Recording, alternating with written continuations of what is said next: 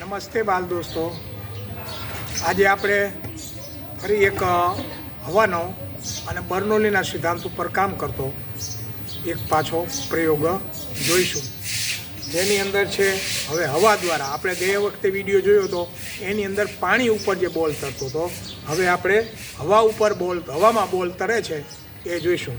તો આપણી પાસે એક આ હેર ડ્રાયનું એક આ હવા મારવા માટેનું એક આ સાધન છે. હવે આપણે જોઈએ.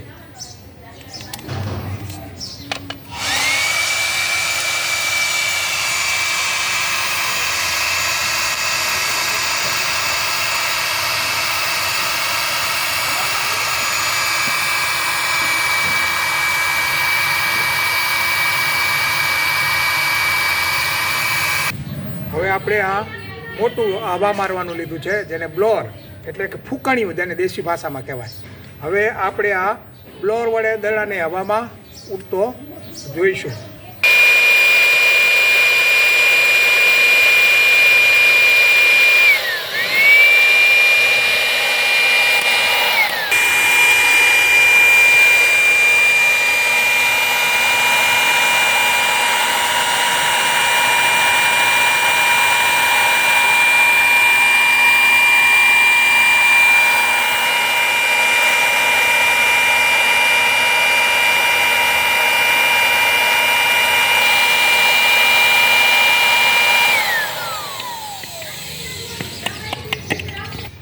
હવે જો બાલ દોસ્તો, આ બોલ હવામાં તરતો હતો તો કેમ તર્યો? તો આ છે બ્લોઅર એટલે કે ફૂંકણી. આની અંદરથી જે હવા નીકળે છે એ શેરડા રૂપે નીકળે, એટલે ગતિમાન હવા છે. હવે એ ગતિમાન હવા છે એટલે અહીંયા વચ્ચેના ભાગમાં શું થાય છે, હવાનું દબાણ ઘટી જાય છે અને આજુબાજુની હવા છે એને અહીંયાથી ઉપર તરફ ધકેલે છે. એટલે એ ગતિમાન હવા છે અને આજુબાજુની હવા સ્થિર છે અને ઉપર હવા સ્થિર છે.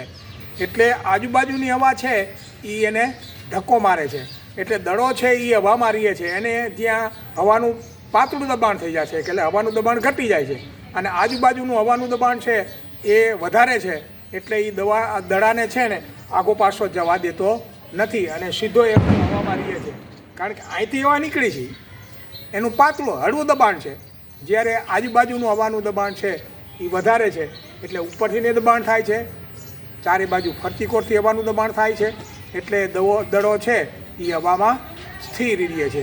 આ એક બર્નોલીનો પાછો આપણે બીજો સિદ્ધાંત જોયો ને બાલ દોસ્તો?